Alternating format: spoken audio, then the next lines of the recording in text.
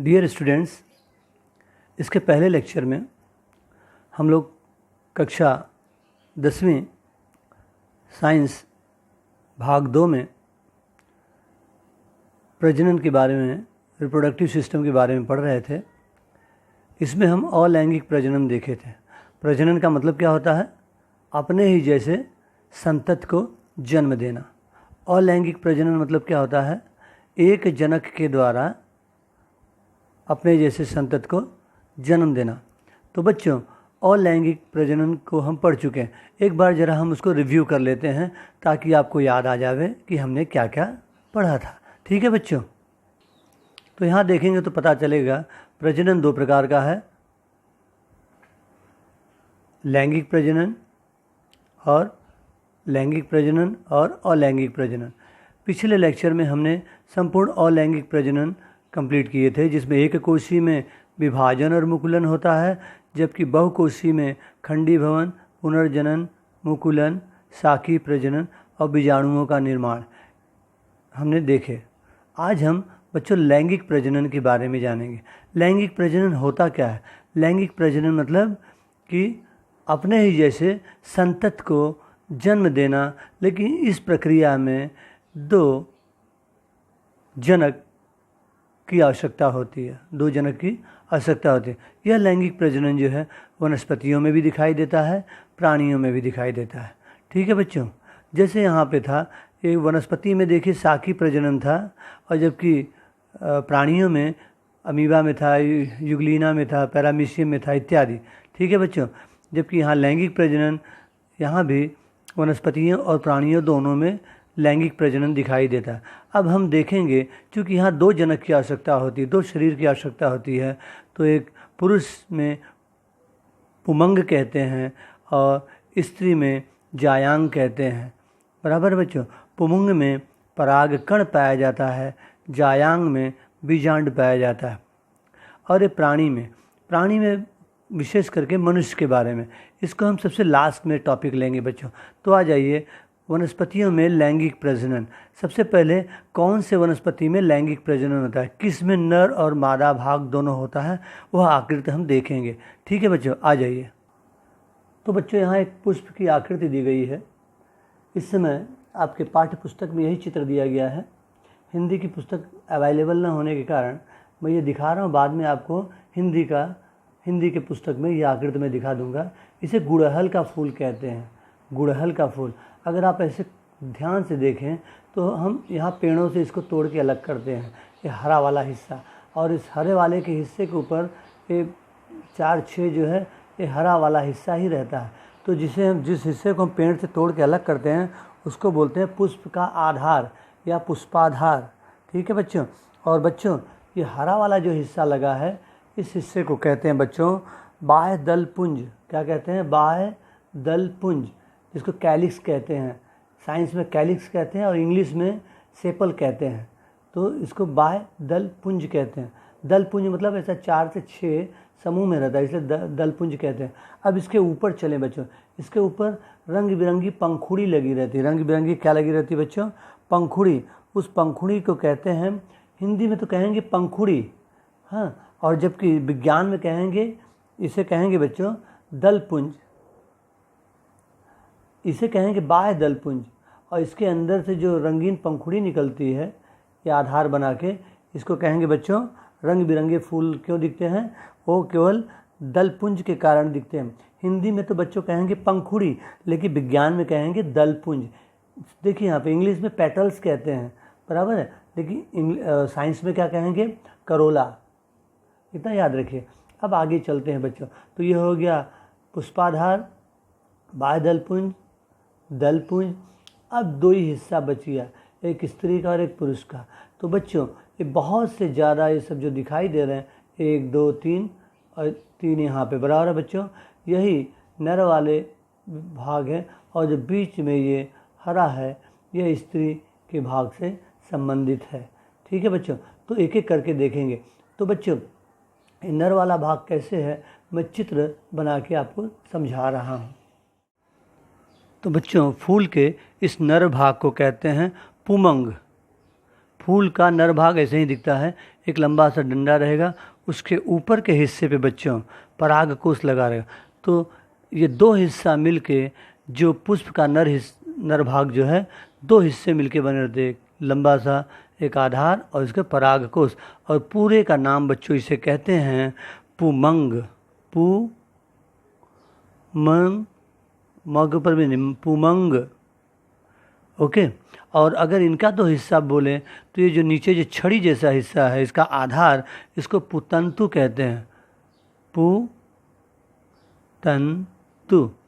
और ऊपर वाले हिस्से को परागकोश कहते हैं। क्या कहते हैं? परागकोश। बच्चों यही आगे चल के जब युग्मक बनाता है तो नए सजीव का जन्म होता है, परागकोश है। बाकी ये तो इसका आधार है, परागकोश ये है। ठीक है बच्चों। तो इस पुष्प के आकृति में बच्चों जो नर वाला हिस्सा है वह यहाँ 3 है, यहाँ 3 है, कुल 6 बराबर है, पुमंग। और जबकि स्त्री वाला हिस्सा एक ही है। ये कैसे है मैं इसको आकृति में बताता हूँ। तो बच्चों पुष्प का स्त्री भाग इस तरह से है, इसे कहते हैं जायांग। यह हिस्सा जो है पुष्प का स्त्री भाग है और उसका पूरे का नाम है जायांग। जबकि ये पूरा हिस्सा जो है नर भाग है, इसका नाम है पुतुंत। इसमें 2 हिस्सा पाए, पुमंग, इसको कहते हैं पुमंग। नर वाले में 2 हिस्सा बांटा गया है, परागकोश और उसका आधार पुतंतु। जबकि स्त्री भाग को 3 हिस्से में बांटा गया। ऊपरी हिस्सा जो हमेशा चिपचिपा रहता है, बराबर है, और यह नीचे वाला अंडाशय है, और ये दोनों को जोड़ने वाला ये बीच वाला भाग वर्तिका, ये भी एक तरह आधार का काम करता है, खोखली पाइप है। तो बच्चों इस पूरे हिस्से को कहते हैं जायांग, इस पूरे हिस्से को कहते हैं पुमुंग। ये 2 भाग में बटा है और यह 3 भाग में बटा है। नर भाग का ऊपरी हिस्सा जो है परागकोश है, जबकि जायांग का निचला हिस्सा अंडाशय है। परागकोश और अंडाशय में जो अंडे रहते हैं, ये अंडे और परागकोश के मिलने से ही एक युग्मक तैयार होता है, एक जोड़ा तैयार होता है, जिससे नए सजीव का जन्म होता है। इसको अब हम देखेंगे विस्तार से। तो बच्चों यह एक चित्र देखिए, आपके पाठ्य पुस्तक के अभाव में एक चित्र है यहाँ 21 में। ये पुष्पाधार हुआ, बाह्य दलपुंज हुआ, ये रंगीन भाग पंखुड़ी या तो दलपुंज हुआ। इसके बाद पुरुष वाला भाग पुमंग हुआ। ये 2 हिस्से से बना है, मुख्य हिस्सा परागकोश है ऊपर वाला, और स्त्री वाला हिस्सा भाग है इसे कहते हैं बच्चों जायांग। और ये 3 हिस्से से बना है, ऊपरी चिपचिपा भाग, बीच का ये खोखली पाइप और नीचे अंडाशय जिसमें अंडे का निर्माण होता है। अब क्या होता है बच्चों, जब हवा चलती है तो हवा चलती, ये जो है पुरुष वाला भाग, ये हाइट जो है कितनी भी हो सकती है इसकी पुमुंग का, ये छोटे, जैसे हम सब छोटे बड़े ऊंचाई में रहते हैं ना, वैसे इसकी ऊंचाई बहुत ऊपर तक रहेगी। अब हवा चलने से क्या होता है कि ये कभी काल स्पर्श करके इस पर टच हो जाएगा, तो ये बहुत ही ये भी चिपचिपे पदार्थ की तरफ ही बहुत बारीक कण होते हैं परागकोश। ये जाके जैसे इस पर चिपक जाएंगे और फिर इसी पे रह जाएंगे, फिर इस पे नहीं आएंगे। ये यहाँ से निकल कर ये लाखों की संख्या में रहते हैं, बारीक बारीक इस पर समूह बना के रहते हैं। जैसे ही हवा चलती है या किसी तरह ये जो है इसके ऊपर जाके स्पर्श कर जाएगा। आपको प्रश्न आएगा, जब ये परागकोश जो है किसी कारणवश इस स्त्री के ऊपरी हिस्से वर्तिकाग्र के ऊपरी एकदम सिरे पर जाके स्पर्श कर देगा, तो उस क्रिया को क्या कहेंगे? तो बच्चों उस क्रिया को परागण कहेंगे। क्या कहेंगे? परागण।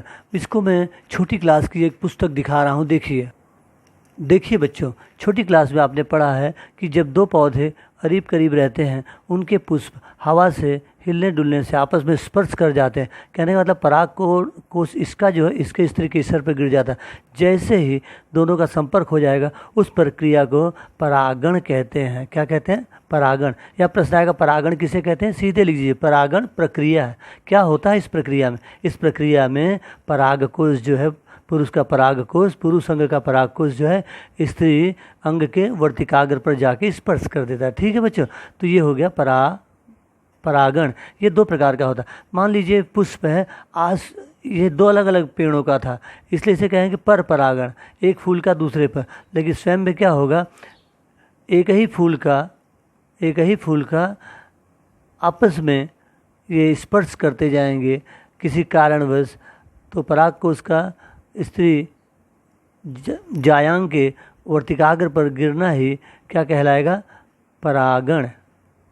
परागण क्या है, प्रक्रिया है। हमेशा याद रखिए, परागण प्रक्रिया है। ये स्वयं परागण भी हो सकता है, पर परागण भी हो सकता है। Self pollination and cross pollination. Cross मतलब दो विभिन्न पेड़ों में। ठीक है बच्चों, तो अब आगे देखते हैं। थोड़ी देर के लिए बच्चों यह चित्र बहुत ध्यान से देख लीजिए, बराबर है। यह स्त्री का भाग है, इसके ऊपर परागकण गिर गया। यह स्त्री का भाग है, इसके ऊपर परागकण गिर गया। ये चित्र देख लीजिए, इसको मैं रंगीन चित्र दिखा रहा हूँ 1 मिनट में। ठीक है बच्चों, तो देखिए एक रंगीन चित्र जिसमें काफ़ी क्लियर हो जाएगा। ये आपके हिंदी के पाठ्य पुस्तक में है, क्योंकि इस समय मेरे पास अंग्रेजी की पुस्तक अवेलेबल है, तो उसमें आपको मैं दिख रहा हूँ। ठीक है बच्चों, अब इस आकृति में देखें बच्चों। पहली आकृति में क्या है, ये स्त्री का जायांग था। जायांग के नीचे वाला हिस्से को अंडाशय कहते हैं, इसे कहते हैं वर्तिका, ये वर्तिकाग्र, और ये वर्तिका, इस पाइप को वर्तिका कहते हैं। अब इसके ऊपरी हिस्से पर हवा के चलने से वो परागकण यहाँ आके गिर गया। क्योंकि दोनों चिपचिपे हैं, अब वो कहीं जा नहीं सकता। अब उसके लिए एक ही रास्ता है कि वह इस पाइप के माध्यम से यहाँ नीचे की तरह आ जाए। लेकिन यहाँ पर एक हल्का सा इसमें से पाइप निकलता है, जो इसके निचली ओर, ये पाइप यहाँ से इसको कहाँ लेके जाएगा बच्चों, ये इसको लेके जाएगा इस अंडाशय में। अंडाशय इसका नाम क्यों है, क्योंकि इसमें अंडे हैं, जिस अंडों की सहायता से नए जीव का निर्माण होगा, बराबर है। तो वो जो परागकण था, यहाँ से इस पाइप में से, यहाँ से पाइप का निर्माण हुआ। इसमें दोनों अंडे जो हैं, गैमेट्स जो हैं, वो आगे आएंगे। ठीक है बच्चों, यहाँ से आगे आते समय तो बच्चों इस आकृति में स्त्री के वर्तिकाग्र पर एक परागकण जो है बैठ गया है। ये चिपचिपा है, इसलिए यहाँ चिपक गया। अब ये परागकण क्या करता है, ये विभाजन हो जाता है, टुकड़े हो जाता है, और इसमें दो चीज़ बनता है। एक बनता है एक लंबी सी नली, उसे कहते हैं पराग नलिका। पराग नलिका बच्चों। और दूसरा जो बनता है, एक पराग नलिका बनेगी, और दूसरा बनता है दो पुयुग्मक,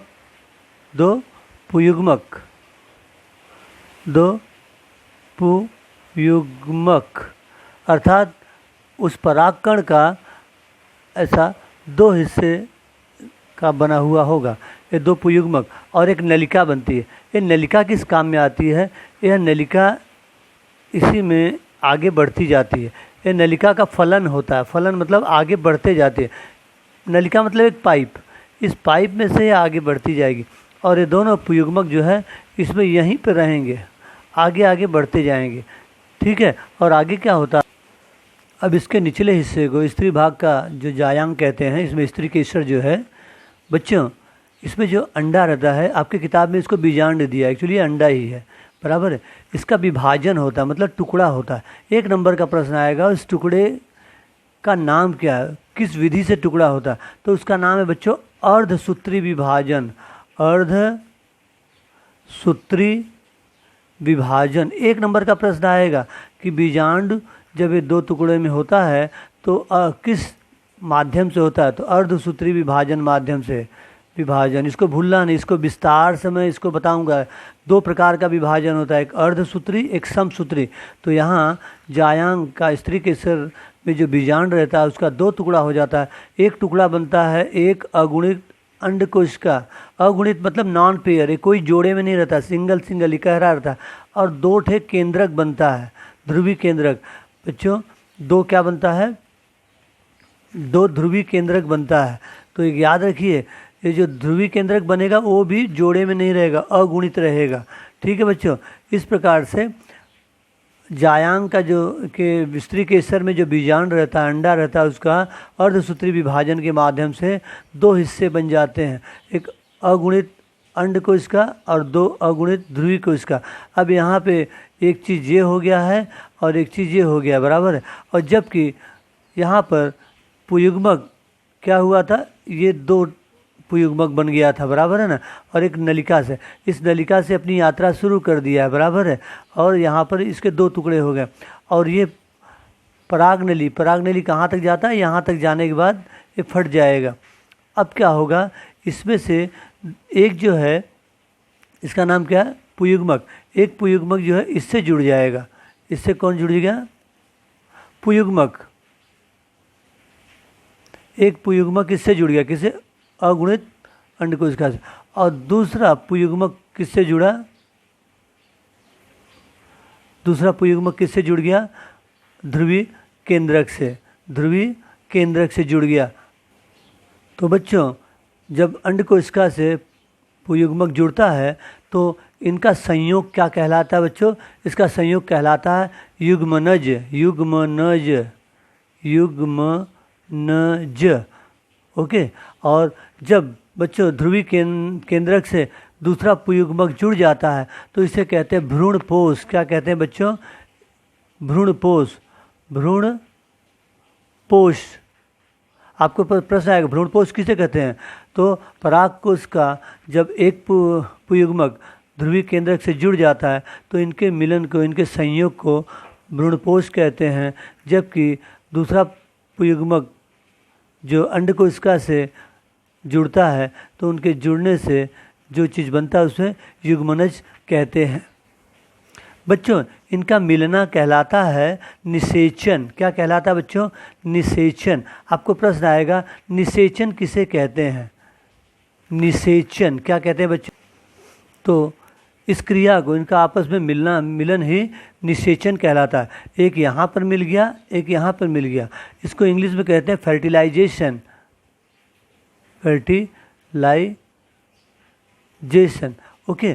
तो यहाँ पे एक जोड़ा यहाँ बन गया, एक जोड़ा यहाँ, दो एक ही साथ दो बार निषेचन हुआ, दो मिलान हुआ, इसलिए इसे कहते हैं द्विनिषेचन। आपको प्रश्न, या इंग्लिश में कहते हैं डबल फर्टिलाइजेशन, डबल फर्टिलाइजेशन या द्विनिषेचन। द्विनिषेचन किसे कहते हैं। आगे चल के बच्चों अब क्या होता है, एक युग्मनज बनता है और एक भ्रूणपोष बनता है। यह निषेचन की प्रक्रिया बच्चों यह पूरा अंडाशय में चलती रहती है और यही अंडाशय आगे चल के फल बन जाता है। जबकि इस अंडाशय के अंदर बीजांड का जो अंडकोशिका रहती है उसके साथ पुयुग्मक जब संयोग करता है पुयुग्मजन बनाता है, बराबर है। जबकि दूसरा जो है अगुणित ध्रुवीय केंद्रक के साथ दूसरा पुयुग्मक नर भाग जो है परागकोश का, वह जब संयोग करता है और इस जोड़े को कहते हैं भ्रूण पोषण। तो यहाँ दो जोड़ा बना है एक साथ और इस तरह से इनका संयोग जो है निषेचन कहलाता है और इनका संयोग भी निषेचन कहलाता है। एक साथ दो संयोग हुआ इसलिए इसे द्विनिषेचन कहते हैं। बच्चों यह पूरा जो है इस अंडकोशिका में होता है, अंडाशय में होता है, इसलिए ये अंडाशय आगे चल के फल बन जाता है। और जो बीजांड रहता है इस स्त्री भाग में, जो स्त्री केसर का जो बीजांड हिस्सा रहता है वो बीज बन जाता है। तो बीजांड क्या बनता है बच्चों, बीजांड बन जाता है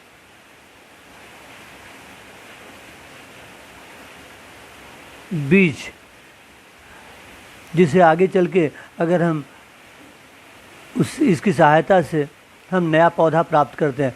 जबकि बच्चों अंडाशय जो है, अंडाशय क्या बनता है बच्चों, अंडाशय फल बनता है। हम कोई भी फल जब खाते हैं, कहने का मतलब स्त्री का अंडाशय भाग हम खाते हैं, ठीक है बच्चों। तो बच्चों हम वनस्पतियों में लैंगिक प्रजनन को आज पढ़े। आप इसे लाइक कीजिए ये वीडियो को, और आपको जहाँ नहीं समझ में आया आप हमें बताइए, और साथ ही साथ ये चैनल को सब्सक्राइब जरूर कीजिए, बराबर है। इससे क्या होगा कि अगला जो मैं वीडियो बनाऊंगा आपको समय से पहुंच जाएगा। और तो नेक्स्ट टाइम बच्चों हम लोग लैंगिक प्रजनन में मनुष्य में देखेंगे किस प्रकार लैंगिक प्रजनन होता है। इसमें जो भी आपको समस्याएं या प्रश्न होंगे आप मुझे ज़रूर कमेंट्स करें, और इसको ध्यान से वीडियो रोक रोक कर देखें और समझें। जहाँ नहीं समझ में आ रहा है उस पॉइंट को नोट करें, मुझे अगले लेक्चर में हम उस पर डिस्कशन करेंगे, या आप हमें कमेंट्स कर सकते हैं, ठीक है बच्चों।